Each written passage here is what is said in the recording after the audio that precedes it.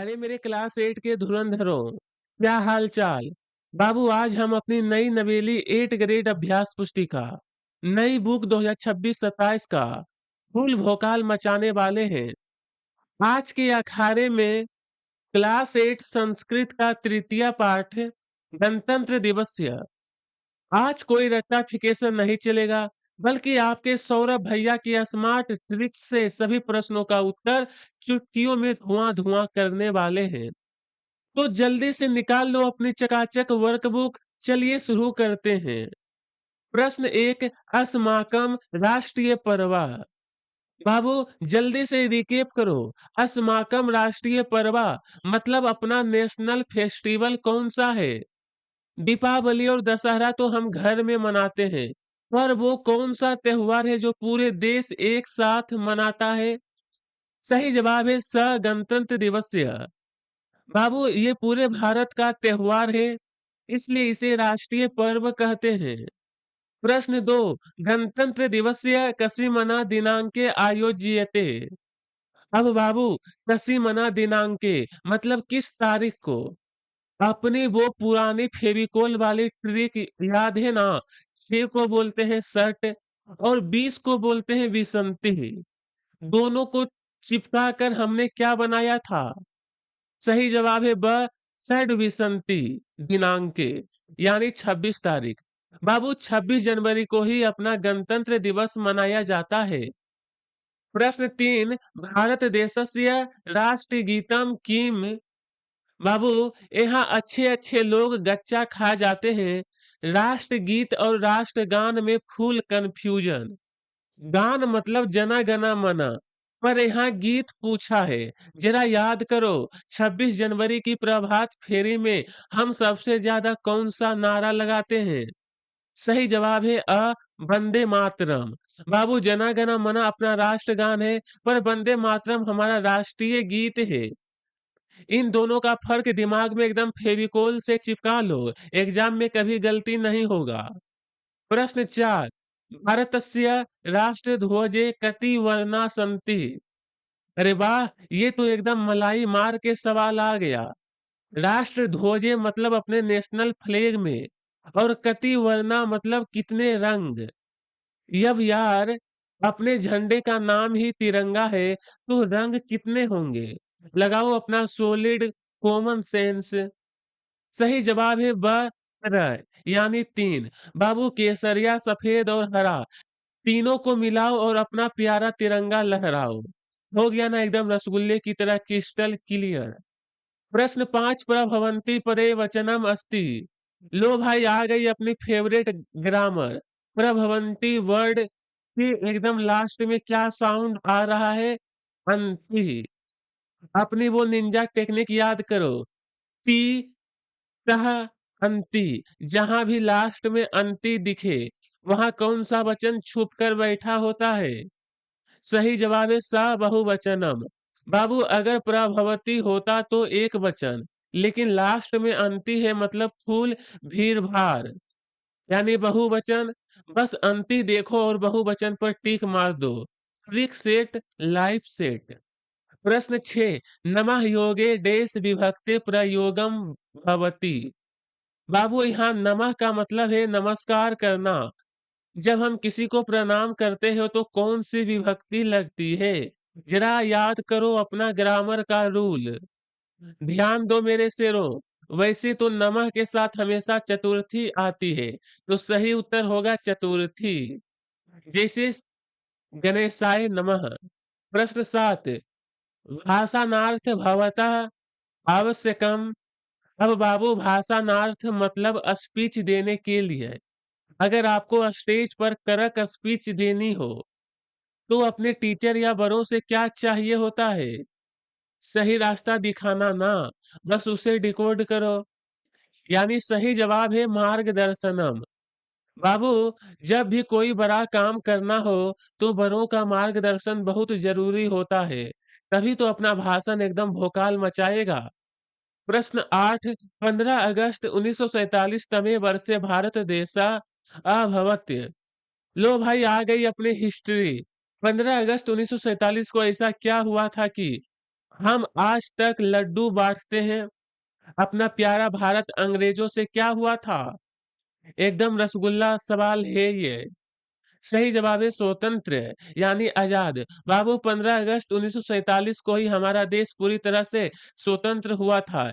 इसलिए तो हम हर साल 15 अगस्त को इंडिपेंडेंस डे मनाते हैं। प्रश्न 9, कलाकारा सांस्कृतिक कार्यक्रम में जनमनांसी। बाबू इस लाइन का मतलब समझो।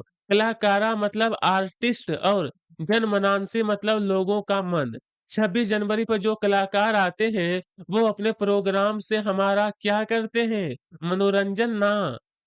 सही जवाब है रज्जयंती, यानी मनोरंजन करते हैं। बाबू कलाकार अपने शानदार डांस और गानों से हम सबका दिल खुश कर देते हैं। एकदम मजा ही आता है। प्रश्न 10, छात्रे स्वतंत्र दिवस्य च महत्वम ज्ञातम। अब बाबू यहाँ दो बड़े त्योहार की बात हो रही है। स्वतंत्र दिवस्य मतलब 15 अगस्त। तो दूसरा कौन सा नेशनल फेस्टिवल है जिसका महत्व बच्चों को पता चला? अरे भाई, अपने इस चैप्टर का नाम क्या है? सही जवाब है गणतंत्र दिवस्य, यानी 26 जनवरी। बाबू बच्चों को 15 अगस्त और 26 जनवरी दोनों का ही असली महत्व समझ में आ गया। हो गया ना एकदम कॉन्सेप्ट एकदम क्रिस्टल क्लियर। प्रश्न 11, दिल्ली नगरे राष्ट्रपति केसाम अभिवंदनम स्वीकरोति। बाबू केसाम मतलब किनका और अभिवादनम मतलब सैल्यूट। दिल्ली की शानदार परेड में राष्ट्रपति जी को सबसे तगड़ा सैल्यूट कौन मारता है? अरे भाई, अपनी तीनों सेनाओं के बोस लोग ही तो। सही जवाब है स्थल जल वायु सेना नायका नाम। बाबू, जल थल और वायु सेना के जो नायक यानी कमांडर्स होते हैं वही 26 जनवरी राष्ट्रपति जी को अपना करक सैल्यूट देते हैं। प्रश्न 12, 26 संख्या कृते संस्कृत पदम कीम अस्ति। अब बाबू ये तो अपना एकदम पुराना वाला रसगुल्ला सवाल आ गया।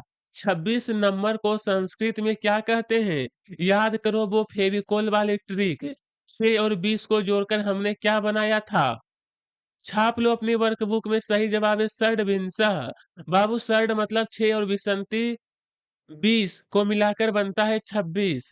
बस यही वो जादुई नंबर है जिस तारीख को अपना प्यारा गणतंत्र दिवस मनाया जाता है। प्रश्न 13, भूजल वायु सेना नाम पथ चल नादिकम कथम भवति। बाबू, पथ चल नादिकम भारी वर्ड लग रहा है ना? इसका मतलब है 26 जनवरी की शानदार परेड। अब अपनी तीनों सेनाओं भू जल वायु एक साथ कदम ताल करती है तो वो नजारा देखने में कैसा लगता है? एकदम रोंगटे खड़े कर देने वाला है ना? सही जवाब है अद्भुत चिताकर्षकम च, यानी अद्भुत और मन को मोह लेने वाला। बाबू, जब हमारे जवान फुल यूनिफॉर्म में कदम से कदम मिलाकर चलते हैं तो वो नजारा सच में जादू जैसा अद्भुत लगता है। नजारे ही नहीं हटती। प्रश्न 14, राष्ट्रभक्ते लाहौर अधिवेशने कीम कृतमा। अब बाबू लाहौर अधिवेशन की बात फिर आ गई। हमारे देश के तगड़े वीरों ने उस मीटिंग में ऐसा कौन सा काम किया था जिससे अंग्रेजों की हवा टाइट हो गई थी? जरा अपने प्यारे झंडे को याद करो। सही जवाब है त्रिवर्ण ध्वजारोहणम, यानी तिरंगा झंडा फहराना। बाबू, लाहौर में ही हमारे देशभक्तों ने पहली बार अपना तिरंगा फहराकर आजाद का डंका बजा दिया था। एकदम भोकाल मचा दिया था अंग्रेजों के सामने। प्रश्न 15, जनवरी मासे का राष्ट्रीय पर्व भवति। बाबू, ये सवाल तो इतना आसान है कि नींद में भी सही बता दोगे। जनवरी मासे मतलब जनवरी के महीने में। अब आप ही बताओ जनवरी की कड़कड़ाती ठंड में हम कौन सा राष्ट्रीय पर्व मनाते हैं? अरे वही जिसमें परेड निकलती है और लड्डू बढ़ते हैं। उत्तर, जनवरी मासे गणतंत्र दिवस्य इति राष्ट्रीय पर्व भवति। बाबू, वन वर्ड को फुल सेंटेंस बनाने की निंजा टेक्निक लगाओ। बस सवाल से क को हटाओ और उसकी जगह गणतंत्र दिवस्य चिपका दो।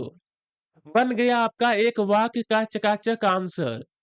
प्रश्न 16 के सांस्कृतिक कार्यक्रमे जानपद नृत्य च जनमनांसि रंजीयंती। अब बाबू इस लंबे चौड़े सवाल का कीवर्ड पकड़ो। रंजीयंती मतलब फूल टू मनोरंजन करना। 26 जनवरी को अपने शानदार डांस से सबका दिल कौन जीत लेता है? जाहिर सी बात है, अलग अलग राज्यों से आए हुए आर्टिस्ट लोग। बस उन्हें संस्कृत में क्या कहते हैं वो ढूंढो। उत्तर विविध प्रांतेभ्य समागता कलाकारा सांस्कृत कार्यक्रमे जानपद नृत्य चा जनमनांसि रंजयंती। बाबू देश के अलग अलग हिस्सों से आए शानदार कलाकार ही अपने फोक डांस से हमारा फुल इंटरटेनमेंट करते हैं, एकदम स्टेज पर आग लगा देते हैं। प्रश्न 17 राज्यपाला केसु प्रातिनिध्यम वहंती। अब बाबू राज्यपाला मतलब अपने गवर्नर साहब और केसु मतलब कहाँ। अब यार गवर्नर साहब कोई गली मोहल्ले के नेता तो है नहीं जो किसी वार्ड का प्रतिनिधित्व करेंगे। वो कहाँ के बॉस होते हैं, बस वही आपको संस्कृत में लिखना है। उत्तर राज्यपाला विभिन्न राज्येषु प्रातिनिध्यम वहंती। बाबू जैसे देश के बॉस राष्ट्रपति होते हैं, वैसे ही हर स्टेट का फूल भोकाल वाला बॉस अपना राज्यपाल होता है। बस केसु हटाओ और विभिन्न राज्येषु टिका दो। प्रश्न 18 अस्माकं संविधानम कदा प्रावधानम अभवत्। लो भाई ये सवाल तो लौट के बुद्धू घर को आए वाला हो गया। कदा प्रावधानम मतलब कब शुरू हुआ, अपना संविधान कब लागू हुआ था, ये तो अपने पड़ोस वाले टिल्लू को भी पता है। बस कदा की जगह वो मैजिकल डेट लगानी है। उत्तर अस्माकं संविधानम 26 जनवरी 1950 तमे वर्षे प्रावधानम अभवत्।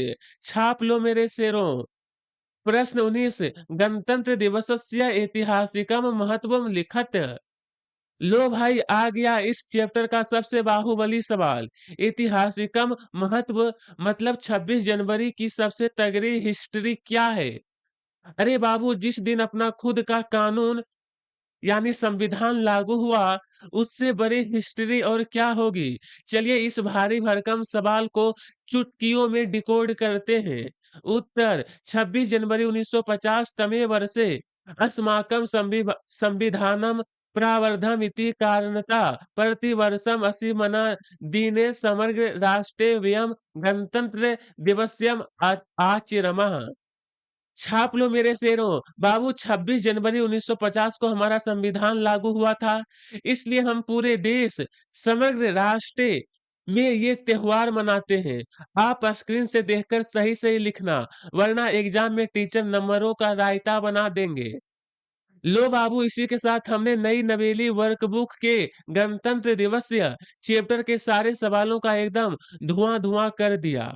मुझे पता है सारा कॉन्सेप्ट आपको समझ में आ गया होगा।